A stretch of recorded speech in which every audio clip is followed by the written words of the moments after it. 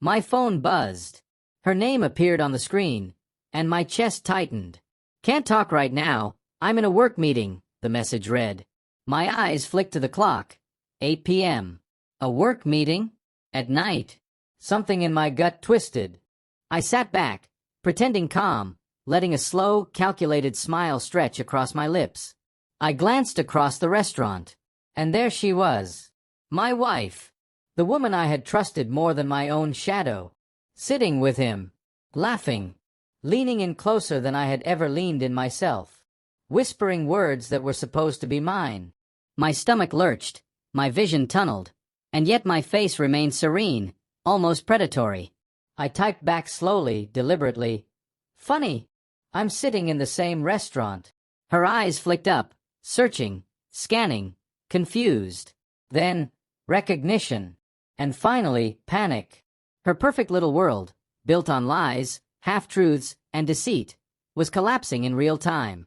I let her squirm under my gaze, every heartbeat a hammer striking the air between us. I watched her carefully, like a hawk watching prey. Every laugh, every gesture, every sly glance toward him.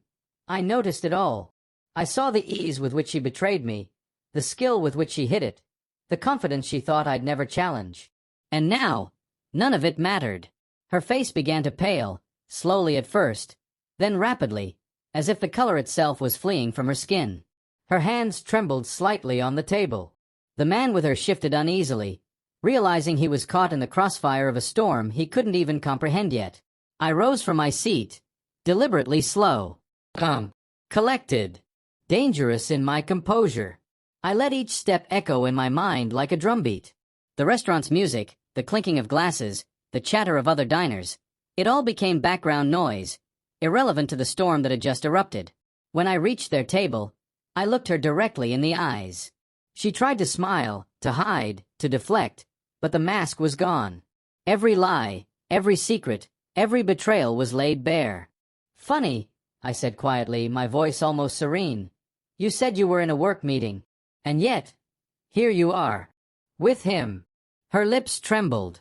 She opened her mouth to speak, then closed it. I didn't need to hear her excuses. I had already seen the truth in her eyes. The panic, the guilt, the shock. I could almost taste the fear in the air between us. I pulled a chair out slowly, sat down, and let my gaze linger. "Do you have any idea how this feels?" I asked softly. "Do you understand what it means to watch everything you swore was love turn to ash in front of you?" She swallowed, her hands gripping the edge of the table. I could see the lie unraveling in real time. Every promise she had made, every word of affection, every moment she had smiled at me, it had been carefully rehearsed theater. I leaned in slightly, lowering my voice to a whisper that cut sharper than any shout. "You thought I'd never notice. You thought I'd never find out. You thought you could have it all, me and him. But I'm not blind. I'm not naive. I've seen everything." The man with her shuffled backward, guilt etched across his face. He let go of her hand, finally acknowledging the inevitable collapse of their charade. But my focus was on her.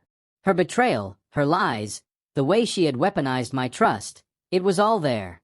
Every gesture, every glance, every whispered lie. I stood again, slowly, deliberately, letting her watch. "You wanted to play a game," I said, my voice still calm.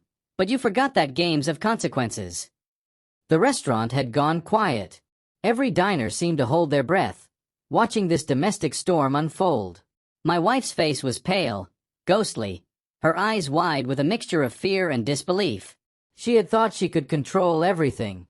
She had thought she could hide everything. But now, under my gaze, under the weight of truth, she had nothing. I turned toward the exit, each step measured, each breath heavy with meaning. Behind me, whispers erupted. Cameras of smartphones discreetly raised.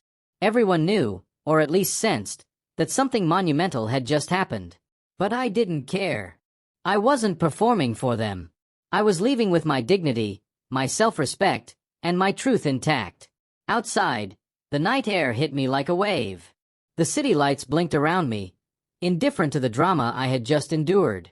And yet, in the cool night, I felt a strange clarity. The betrayal had shattered me, yes, But it had also freed me from illusions, lies, and a love that never truly existed. I knew one thing. I would never be the same again. Trust, once broken, leaves scars that no apology can erase.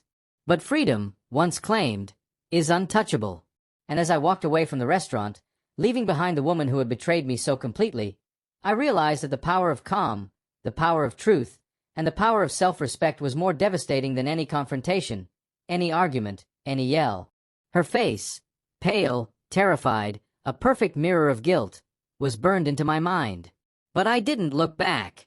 I stepped into the night, carrying only the lessons of betrayal, the awakening of clarity, and the first taste of true freedom. That night, I learned something profound. Love without honesty is a trap. Trust without truth is a cage. And sometimes, the only revenge worth having is walking away, calm, collected, and untouchable, leaving the ones who betrayed you to face the consequences of their own deceit. I disappeared into the city, into the night, into a life that I would reclaim for myself.